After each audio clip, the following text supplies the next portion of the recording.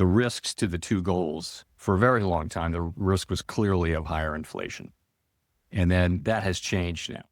And as we saw particularly after the July meeting, we saw the downward revisions in job creation, we saw a very different picture of the labor market and suggested that there were higher downside risks to the labor market than we had thought.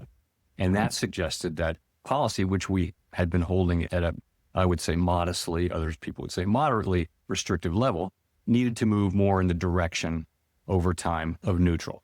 If the two goals are equally at risk, then you ought to be at neutral because one of them's calling for you to hike and one of them's calling for you to cut.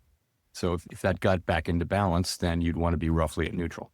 So in that sense, it was a risk management. And I would say the same about today, sort of the same logic. But as I mentioned, going forward is a different thing.